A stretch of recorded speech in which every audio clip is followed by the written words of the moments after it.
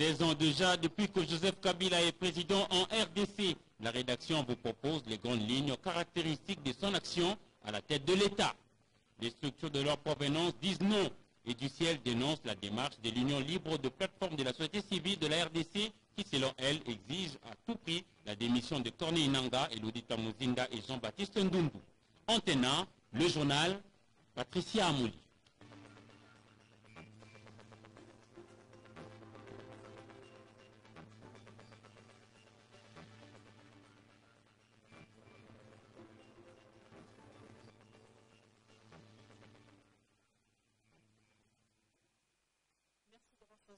Pour vous informer, mesdames, messieurs, bonsoir. 16 ans déjà, depuis que le général-major Joseph Kabila a prêté serment en qualité de président de la République démocratique du Congo. La cérémonie a eu lieu un certain vendredi 26 janvier 2001 devant le 9 juge de la Cour suprême de justice. Retour sur le parcours du président de la République démocratique du Congo dans ce commentaire de Patricia Basso.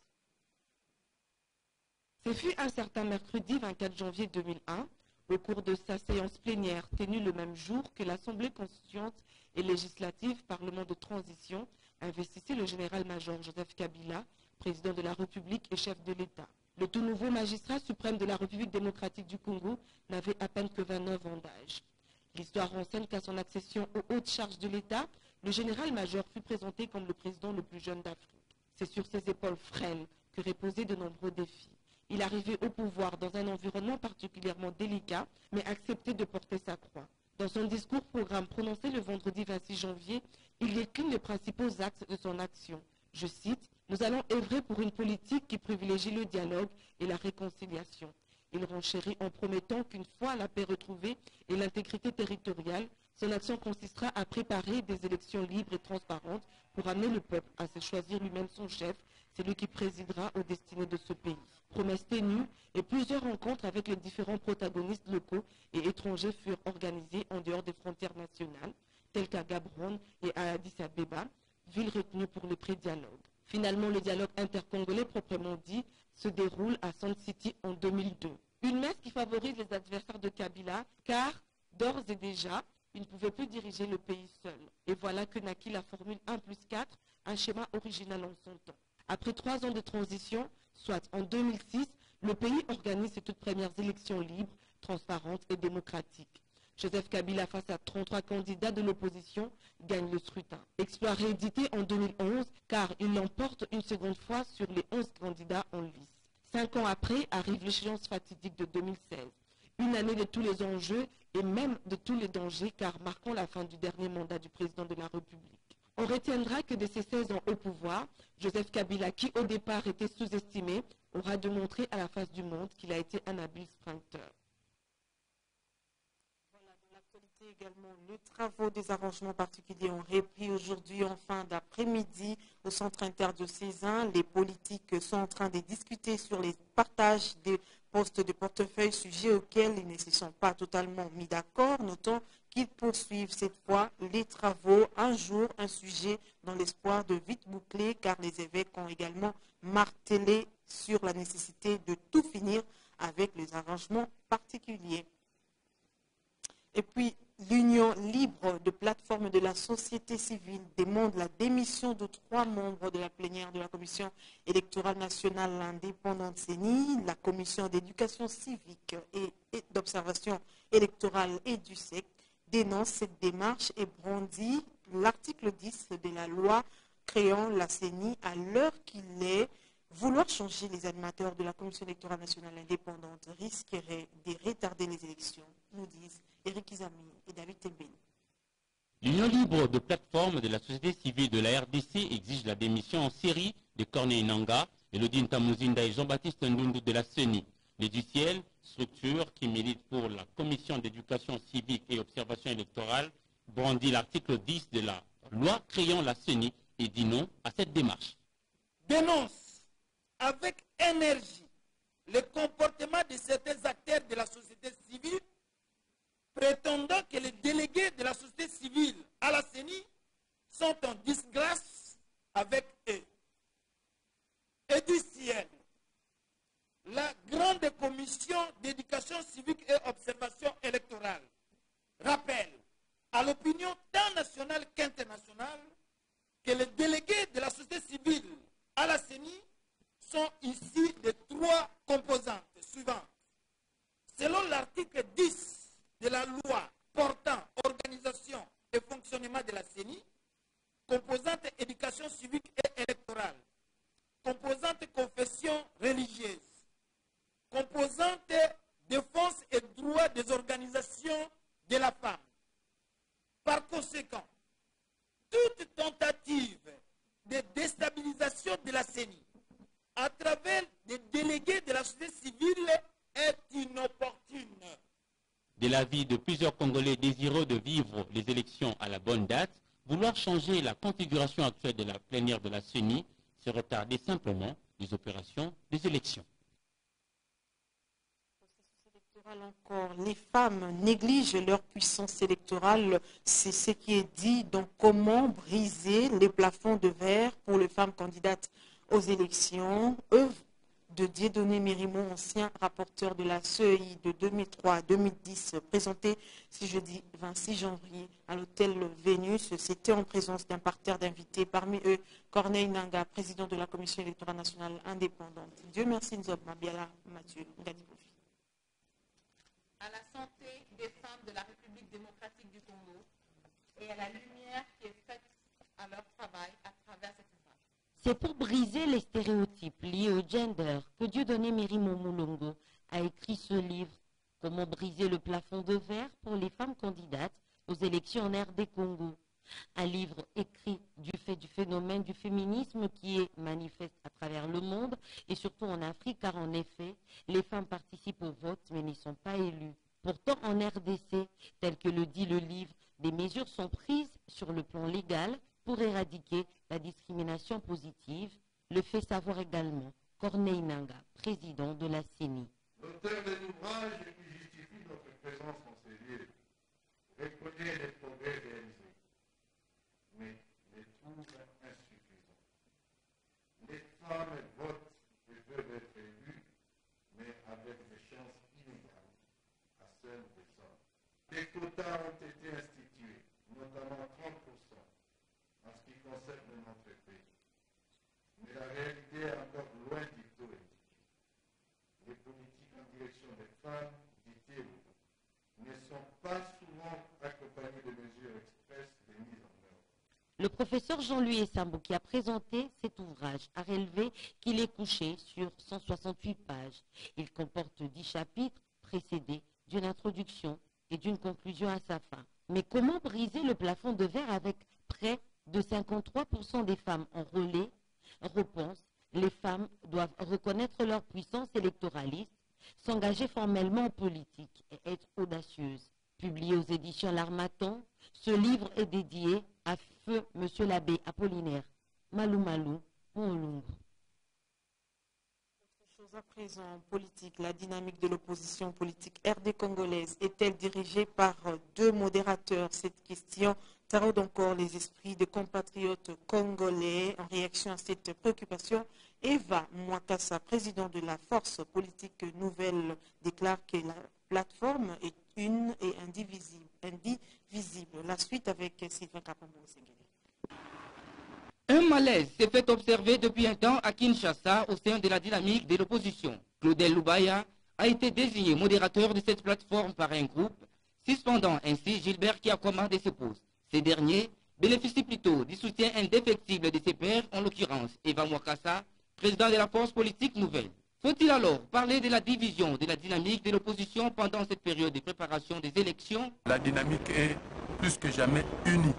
Nous avons eu quelques petits problèmes et ces problèmes-là, on les a déjà résolus dans le sens que la réunion que nous avons eue entre nous, les ténors de la dynamique, nous sommes convenus sur 2 choses essentielles. La première, c'est que tout doit être mis en œuvre pour que la dynamique retrouve l'unité. La deuxième, c'est que nous devons trouver une solution qui n'humilie personne. Moi, je pense qu'aujourd'hui, vous venez d'avoir la réponse du modérateur, Kiakoma. Le 28 janvier, une fois qu'on aura terminé les négociations politiques, lui va rendre le tablier au prochain modérateur. Donc le problème ne se pose pas. Gilbert Kiakwama a dit Eva Mwakassa est appelé à passer les bâtons des commandements à son successeur qu'après la clôture des arrangements particuliers que les évêques de la SENCO assurent jusque-là la médiation. Et puis les arrangements particuliers de la SENCO étaient au cœur des échanges entre le ministre des Relations avec le Parlement, Justin Bitakwira, et une délégation de l'Union européenne ce 26 janvier 2017. Africa Mouchika. En sa qualité d'interface entre le gouvernement et les parlements, le ministre des Relations avec les parlements, Bitakwira Biona Aïe-Justin, a reçu en audience officielle ce jeudi 26 janvier 2017 une délégation de l'Union africaine. Au cœur de leurs échanges, les arrangements particuliers qui se poursuivent à la SENCO. La délégation était venue effectivement savoir un tout petit peu sur le processus électoral, le dialogue qui a eu lieu à la Cité de l'Union africaine, et pour parler qui se passe à la SENCO. On a fait un tour d'horizon. Vous savez que le dialogue de l'Union africaine était soutenu et accompagné par l'Union africaine. Et certaines personnes commencent à faire voir qu'il n'avait rien de consistant. Maintenant, le nouveau dialogue est venu balayer ce qui s'est fait à l'Union africaine. Ça, c'est de l'ingratitude. Que retenir de cette première audience officielle? J'essaie de leur expliquer que ce qui se passe à la SENCO, c'est une simple course au pouvoir. Même les élections deviennent accessoires par rapport à la SENCO. Quand on trompe l'opinion que les élections auront lieu d'ici décembre 2017, ça c'est moquer non seulement du peuple congolais. Et à un certain moment, nous commençons à nous poser la question que 32 personnes deviennent les juges de la République. À un moment, nous risquons d'aller dans la question taboue du référendum. Nous risquerons d'y aller pour qu'effectivement le peuple tranche entre la SENCO et entre les dialogues de l'Union africaine. Pour rappel, l'Union africaine avait accompagné et soutenu les dialogues pilotés par le diplomate togolais Edem Kodjo. Pour sa part, le ministre d'État, ministre de la fonction publique, Michel Bongongo, a clôturé les travaux de la session de formation continue de femmes cadres de l'administration publique. Cette session de formation a été axée sur le renforcement des capacités de ces fonctionnaires de l'État. Patricia Molengo. 2 semaines ont suffi pour que ces femmes, chefs de division et chefs de bureau, puissent s'imprégner de nouvelles connaissances et entrer à la gestion de projets et à la décentralisation en République démocratique du Congo, ainsi qu'au statut des agents de l'État nouvellement recrues. Cette formation a été assurée par les experts de l'École nationale de l'administration avec l'appui de la Banque mondiale. Nous espérons donc que les sessions de formation seront régulièrement organisées en vue de permettre aux femmes cadres de l'administration publique de rester compétitives sur le plan professionnel. Ces travaux ont été rendus possibles grâce à l'appui du ministère de la fonction publique, d'où la présence du ministre des tutelles qui a loué la qualité de cette formation. Ma joie en ce jour est de voir les cadres féminins bénéficier de cette précieuse formation en vue de contribuer au développement de vos services, de vos secteurs respectifs et de la République démocratique du Congo dans son ensemble. Au total, 210 femmes venues de différents ministères ont pris part à ces travaux. Elles ont été gratifiées chacune par un diplôme de participation. Depuis jeudi 26 janvier 2017, un atelier national, le lancement du programme de finalisation et des mises en œuvre du système national de surveillance de forêt de la RDC dans le cadre de l'initiative pour la forêt de l'Afrique centrale, CAFI. L'objectif principal, selon le ministère de l'Environnement et la FAO, est de porter à la connaissance de parties prenantes au processus RED+, de la RDC, le contenu du dit programme. Sylvain Kapombo-Sengele et Patricia Molengo. Le présent atelier marque le lancement du programme de finalisation et de mise en œuvre du système national de surveillance des forêts de la RDC avec le soutien de l'initiative pour la forêt de l'Afrique centrale CAFI à travers le Fonds national RED+, FONARED, organisé grâce à la collaboration entre le gouvernement de la République à travers son ministère de l'Environnement et du Développement durable, la FAO et ses partenaires. Ces assises poursuivent un nombre des objectifs précis. permettra à la RDC de faire le suivi de son couvert forestier, mais aussi de mettre à disposition des parties prenantes des informations transparentes et de qualité sur l'état et l'évolution des forêts dans le pays. Son objectif immédiat est de faire principalement le suivi des impacts des mesures et des politiques développées dans le cadre du mécanisme RED+, et de permettre la réalisation des mesures de notification et vérification des émissions de gaz à effet de serre, et ce, afin de pouvoir prétendre au paiement basé sur résultats dans le cadre du processus RED+. Et le ministre de l'Environnement a ajouté: la présentation aux parties prenantes au processus RED+ de la RDC du contenu de l'initiative pour la forêt de l'Afrique centrale CAFI devra faciliter la compréhension de l'organisation opérationnelle de mise en œuvre du programme Système national de surveillance de forêt SNSF. Il convient de rappeler que c'est depuis 2009 que la RDC, sous la direction du ministère de l'Environnement, Conservation de la Nature et Développement durable, s'est engagée dans le processus de la réduction des émissions dues à la déforestation et à la dégradation des forêts. Cela avec l'appui du programme des Nations Unies sur les RED+, et du Fonds de partenariat du carbone forestier de la Banque mondiale. C'était 468 morts. C'est le bilan des éboulements survenus tout au long de l'année 2016 dans différentes mines de Kolwezi. Le non-respect des normes dans les carrières minières s'avère être la principale cause de ces éboulements. Prince Odia, notre correspondant, nous en dit plus. D'une interview nous accordée, le colonel de la police des mines dénombre 450 morts suite à près de 400 éboulements au cours de l'année 2016. Et Dongouz Diour parle de l'ignorance des codes miniers et le non-respect des normes dans des carrières minières à la base de cette situation. Que faire pour réduire sensiblement les éboulements au Lualaba? Pour remédier à cette situation, cela revient à l'État congolais et s'organiser avec services techniques pour l'encadrement des trésors. Quant à la fraude minière dans la province, le numéro 1 de l'escadron PMH Kolwezi promet de continuer avec les services partenaires à mettre la main sur tout celui qui tentera d'exporter frauduleusement les minerais. La même personne qui reconnaît l'insuffisance de ces éléments dit attendre les policiers du Lualaba qui sont en formation à Lubumbashi pour le déploiement des endroits où ils sont absents. Colonel Edo futige également l'usurpation des fonctions d'autres services de l'État dans ses attributions. Il dit être déterminé de remettre les choses en ordre. Avec les nouvelles structures qui est arrivée, je crois que cette année, on va s'impliquer pour que nous prenions toutes les choses en main. Parce que nous avons surtout l'appui de l'autorité administrative. Notre rôle de la police des mines, c'est-à-dire nous protégeons, on protège les concessionnaires et leurs biens. Kolwezi, Timothée Prince Odia, Antenne A. Le Premier ministre Sami Badibanga a reçu en audience les ministres issus de l'accord du 18 octobre. C'est le grand format que vous propose dans ce journal.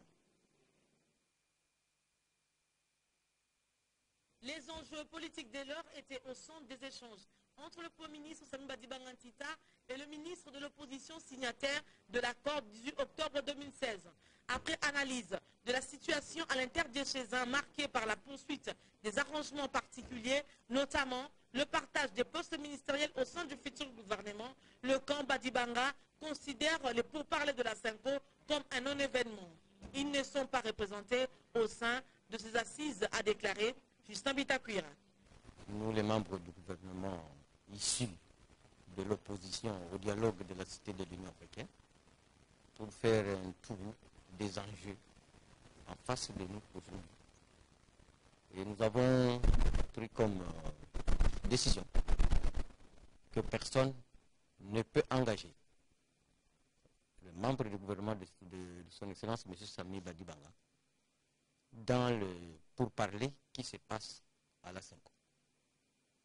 Et que la Cité de l'Union africaine n'était pas le match aller, et que le pourparler de la SENCO, c'est le match retour.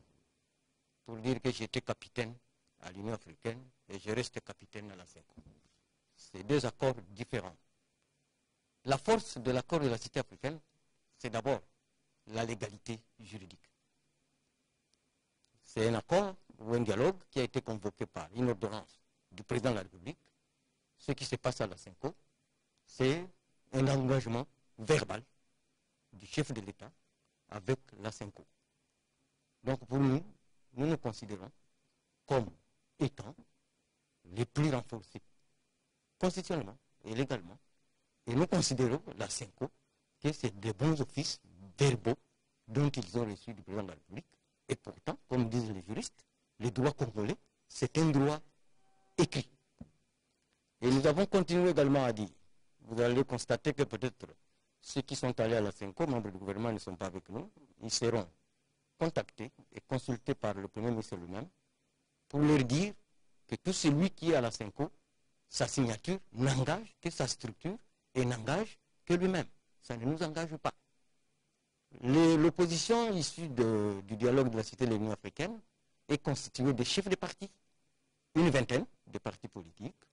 Nous avons plus de 120 députés à l'Assemblée nationale. Après Lumumba, il n'y a que le gouvernement Sami Badibanga qui a été investi presque à 99,9% à l'Assemblée nationale. Et nous demandons à la CENCO, qui propose même des postes ministériels, même comment on appelle le profil du Premier ministre, que c'est quelque chose de virtuel. Parce que nous sommes tombés dans le mot que les gens ne voulaient pas entendre hier, le glissement. Et aujourd'hui, nous sommes en plein pied dans l'arrêt de la Cour constitutionnelle. Et que tout celui qui rêve de devenir Premier ministre, devenir ministre ou PDG, dépendra de la volonté discrétionnaire du président de la République, qui est Joseph Kabila.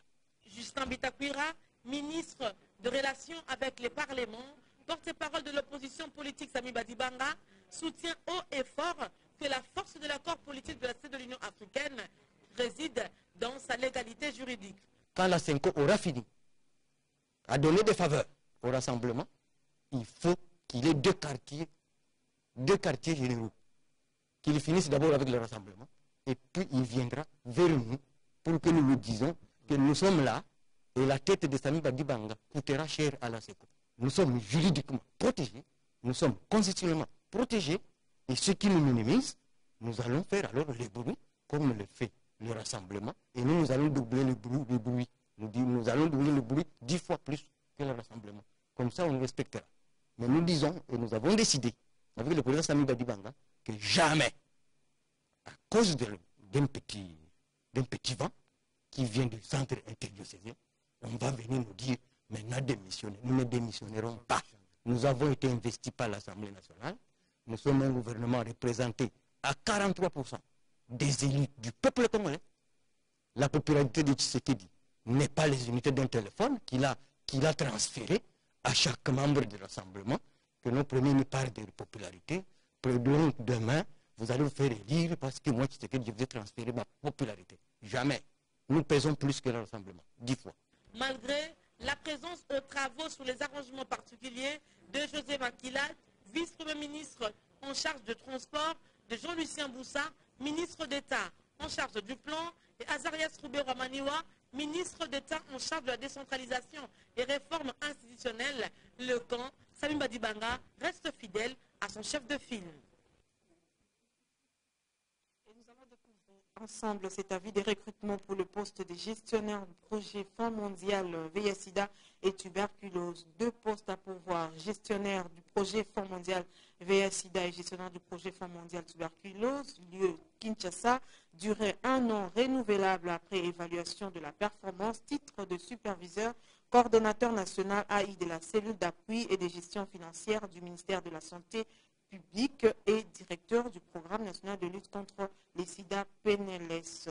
Responsabilités et tâches sous la supervision des directeurs du programme respectif et en collaboration avec le coordonnateur de la GAF, les gestionnaires du projet chargés entre autres d'assurer la mise en œuvre des activités des conditions suspensives et spéciales ainsi que les mesures de gestion et de la subvention sur le plan du travail, cadre de performance et budget approuvé en collaboration avec le programme et les partenaires impliqués, assurer la facilitation et la coordination des actions et interventions entre la GAC, programme et division provinciale de santé et de coordination provinciale de lutte contre la maladie concernée et impliquée dans la mise en œuvre des activités subventions. Une liste plus complète des tâches et responsabilités peut être obtenue en s'adressant aux adresses indiquées pour les dépôts des candidatures, profil et qualifications requises. Les candidats devraient avoir le profil et les qualifications suivantes. Être titulaire d'un doctorat en médecine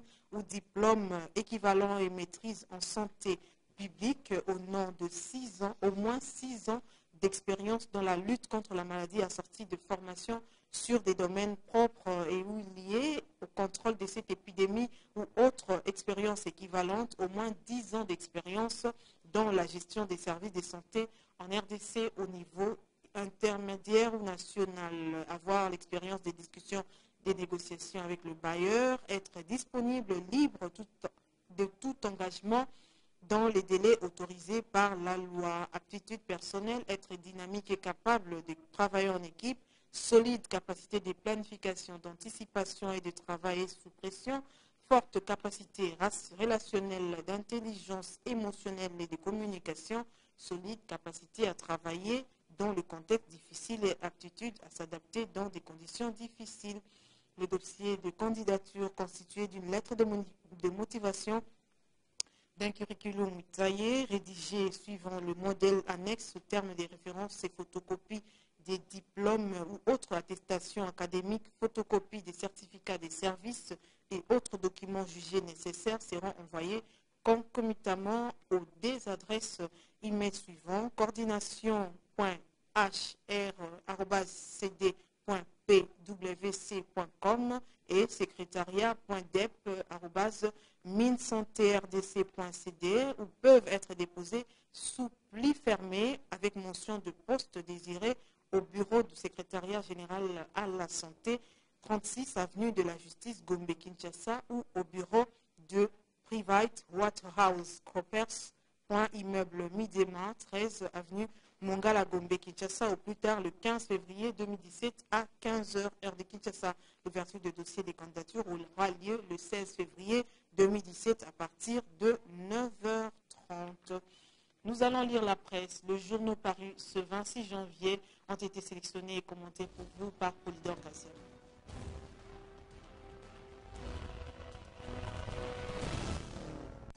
Persistance du blocage au centre interdiocésain, le phare s'y est encore intéressé dans sa parution de ce jeudi en évoquant quelques causes. Et parmi ces dernières, l'exigence de 25 postes ministériels pour la majorité présidentielle sur les 46 à pourvoir dans le futur gouvernement de transition. Ce qui a fait monter de plusieurs crans la tension. Naturellement, cette exigence a rencontré une fin de non-recevoir de la part d'autres parties prenantes à l'arrangement particulier. Solution, la SENCO a demandé à chaque composante et sous-composante de lui faire parvenir ses propositions avant la plénière de ce jeudi 26 janvier pour l'harmonisation. Pour notre époque, l'on va déjà vers une cohabitation tumultueuse entre la majorité présidentielle et le Rassemblement. Le décor est planté pour une transition agitée au cours de laquelle la lutte de positionnement sera accentuée. Et dans ce jeu de poker menteur, précise-t-il, ne l'emportera que le camp qui aura fait preuve d'intelligence, de détermination sur fond de rapport de force. Mais preuve, comme on peut le lire à la une de la prospérité, c'est Corneille Nangaa ou rien. Quant à nous, c'est l'information ou rien. Bonsoir.